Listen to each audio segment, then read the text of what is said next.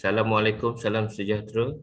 Yang dihormati tenaga pengajar kita bagi subjek GM 3033, Kemahiran Perundingan dan Tawar-Menawar, iaitu Puan Nur Fazlin bin Utih. Jadi kami daripada kumpulan Miri dan Kuching hari ini akan mempersembahkanlah slide presentation kami, yang mana subjek yang kami akan bawa adalah berkaitan dengan isu keselamatan negara, maritim dan perairan antarabangsa, perundingan antara Malaysia dan Indonesia.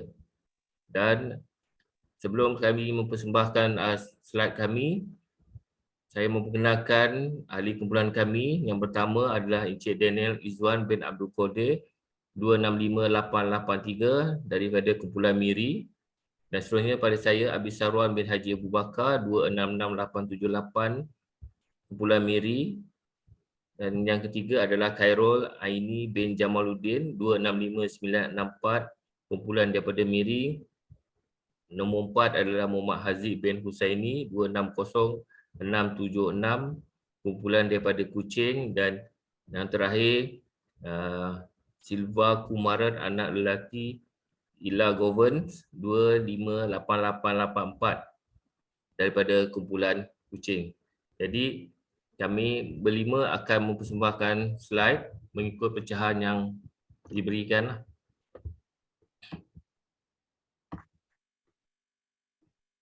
Isu yang kami bawa adalah berkaitan dengan isu perundingan antara maritim. Jadi pengenalan dia, perundingan berlaku apabila berlaku perbincangan strategik di mana kedua-dua pihak bersetuju untuk menyelesaikan sesuatu masalah. Inilah isu yang telah berlaku di antara Malaysia dan Indonesia. Jadi komunikasi dalam perundingan adalah penting untuk memastikan kedua-dua pihak mencapai objektif mereka dan bertukar sesuatu antara satu sama lain. Seterusnya, perundingan krisis ialah teknik penguatkuasaan undang-undang yang digunakan untuk berkomunikasi dengan pihak yang mengancam, termasuk subjek yang dihalang, pengintai, penjenayah dan yang cuba melarikan diri selepas rompakan yang gagal dan mengambil tebusan. Rundingan yang berkesan adalah kaedah di mana orang ramai menyelesaikan perbezaan. Ia adalah satu proses di mana kompromi atau persetujuan dicapai sambil mengelak pertengkaran dan pertikaian dalam sebarang perselisihan faham, dan yang melaksanakan perundingan adalah bertujuan untuk mencapai hasil yang terbaik untuk kedudukan mereka ataupun mungkin organisasi yang mereka wakili. Bilateralism ialah pelaksanaan hubungan politik, ekonomi atau budaya antara dua negara yang berdaulat. Khususnya hubungan bilateral ini merupakan bentuk kerjasama yang dicapai dan disepakati oleh negara-negara Malaysia dan Indonesia untuk menangani segala permasalahan dan persoalan yang muncul baik dari bidang ekonomi, politik maupun sosial antara Malaysia dan Indonesia setelah terjalin sejak lama. Jadi isu yang dibawa adalah isu pertikaian wilayah sepadan di antara Malaysia dengan Indonesia. Ialah merupakan tindakan dari Malaysia mengeluarkan peta baru pada 19 September 1979 yang menunjukkan bahawa laut ataupun wilayah dan pelantar negara masuk dalam peta negara telah mendapat bantahan dari pihak Indonesia. Ini adalah isu yang pertikaian antara wilayah.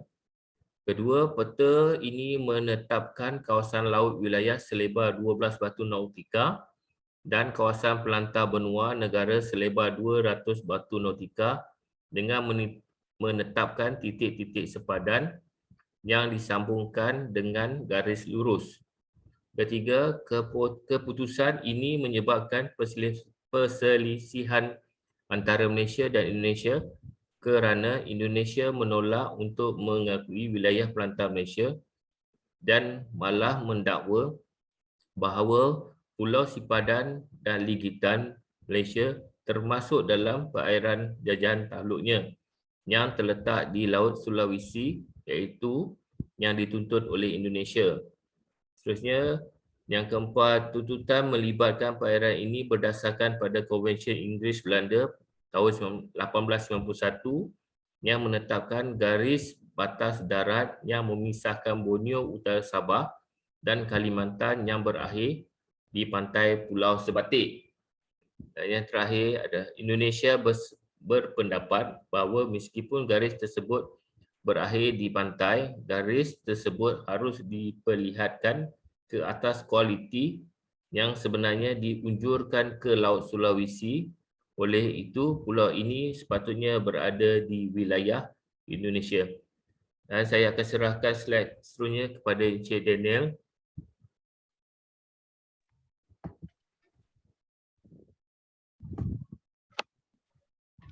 Okey, terima kasih kepada Encik Abi atas pembentangan tadi. Okey, seterusnya saya akan sambung slide seterusnya di bahagian teori yang boleh dihubungkaitkan dengan strategi kerajaan yang kami gunakan di dalam tugasan kami.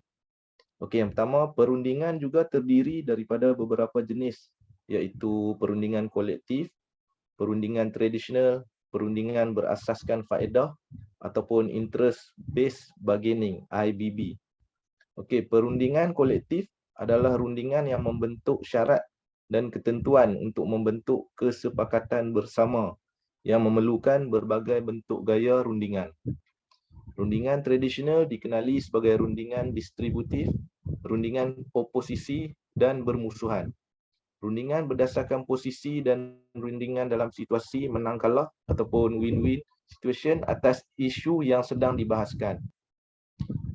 Seterusnya, IBB adalah Mutual Gain Bargaining ataupun MGB yang merujuk kepada proses rundingan dengan prinsip saling memahami dan menggunakan kaedah untuk menyelesaikan permasalahan bagi menghindari konflik kepentingan. Seterusnya, sebuah komuniti sosioekonomi dipanggil kumpulan kerja sosioekonomi telah diwujudkan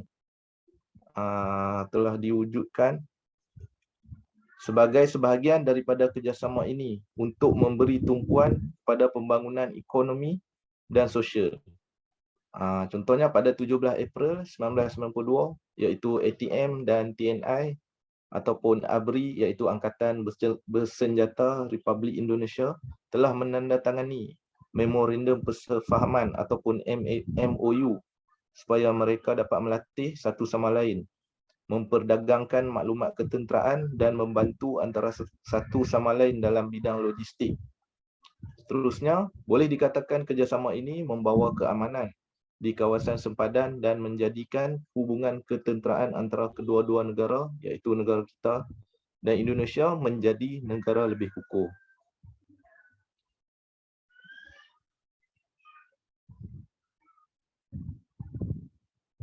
Okey, kita sambung teori yang seterusnya, iaitu teori resolusi ataupun campur tangan pihak ketiga. Okey, dalam konsep resolusi konflik, peranan pihak ketiga sangat diperlukan sebagai perunding atau mediator antara negara-negara yang berkonflik. Teori mediasi atau pengantaraan adalah kawalan konflik yang dijalankan dengan mengadakan rundingan antara dua atau lebih pihak yang berkonflik. Kaedah ini memerlukan campur tangan pihak ketiga yang neutral dalam mengawal proses penyelesaian konflik. Aplikasi teori ini dilihat amat berkesan dan mengagumkan untuk proses mengawal konflik kerana ia lebih praktikal dan sesuai dalam menangani konflik dalam kelompok yang sama dengan konflik maritim Malaysia antara Malaysia dan Indonesia apabila dua buah negara berjiran ini berkonflik antara satu sama lain. Konsep mediasi dilihat sebagai medium yang boleh diamalkan oleh ASEAN untuk menyelesaikan konflik ke atas perairan maritim kerana kebanyakan ahli ASEAN sendiri adalah dari wilayah yang sama. Penggunaan mekanisme penyelesaian ini dapat dilihat melalui permasalahan batas laut antara Malaysia dan Indonesia yang berada di dalam kes perebutan Pulau Sipadan dan Ligitan. Kedua-dua belah pihak telah bersepakat untuk merujuk kes ini kepada pihak ketiga iaitu ICJ, Mahkamah Keadilan Antarabangsa ataupun International Court of Justice. Seterusnya, salah satu kekuatan dasar tuntutan Malaysia adalah melalui surat kebenaran pengambilan telur penyu yang dikeluarkan oleh Jabatan Perlindungan Hidupan Liar Borneo Utara sebelum Sabah menjadi sebahagian dari Malaysia. Okey, seterusnya saya akan akan disambung slide ini oleh Puan Khairul Aini.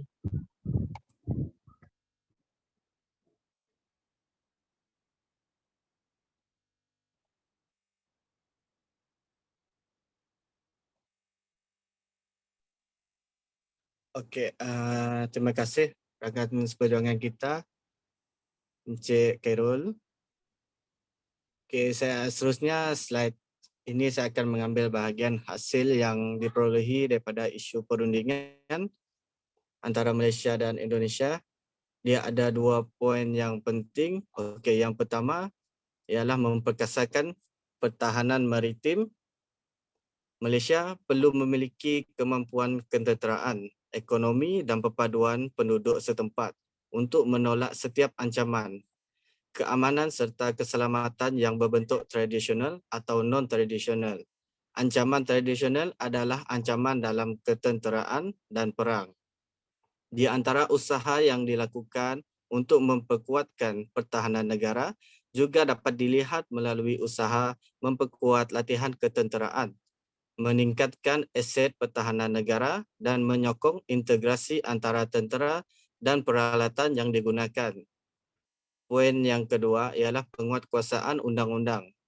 Penguatkuasaan undang-undang juga menjadi salah satu alternatif untuk menyelesaikan implikasi yang muncul akibat isu-isu yang melibatkan hubungan antara negara, khususnya isu yang melibatkan pelenggaraan perairan negara oleh nelayan asing dan juga isu parti di Malaysia. Berbagai tindakan telah dilakukan kerajaan untuk mengatasi masalah imigrasi di negara ini, termasuk melalui program pemutihan, OPS-nya, OPS nasihat dan banyak lagi.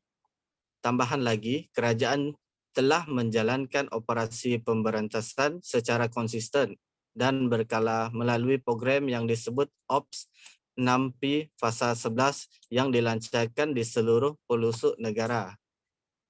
Itu saja dari saya. Seterusnya saya serahkan kepada rakan seperjuangan yang lain. Terima kasih.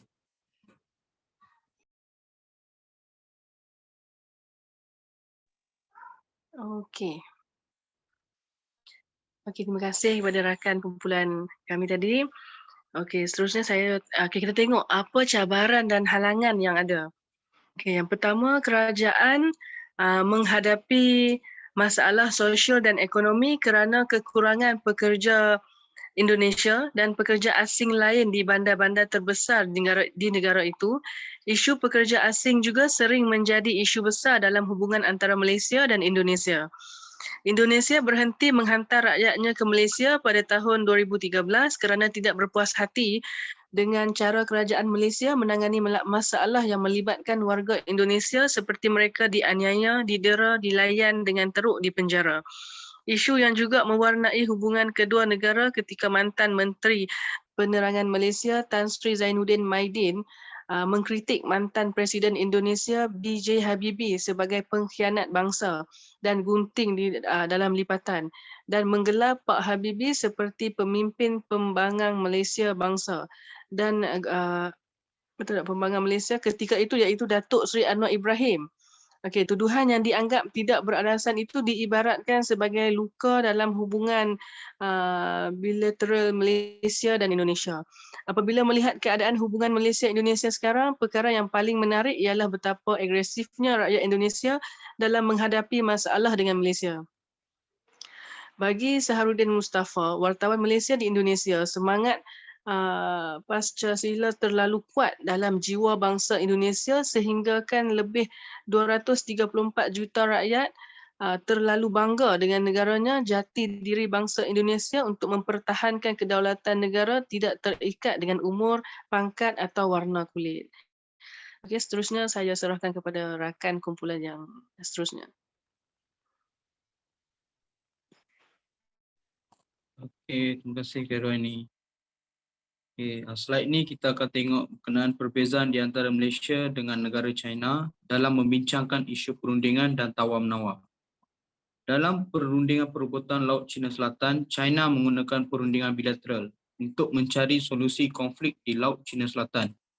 Tindakan China dalam menjalin hubungan bilateral dinilai sebagai tindakan yang lebih cerdas berbanding mengadakan perundingan multilateral secara perundingan yang berbagai negara. Berbanding Malaysia yang baru mengorak langkah ke negara maju, Malaysia banyak mengambil pendekatan mengikut campur tangan pihak ketiga. China pula lebih selesa mengetuai perundingan. Dalam salah satu contoh utama rundingan antarabangsa pada April 2013, Ketua Pegawai Eksekutif Apple, Timothy D. Cook, membuat langkah luar biasa untuk meminta maaf kepada pelanggan China. Keputusan menunjukkan bahawa dalam budaya kolektivitis seperti Jepun dan China, permohonan maaf boleh menjadi cara berkesan untuk mengurangkan konflik dalam rundingan antarabangsa.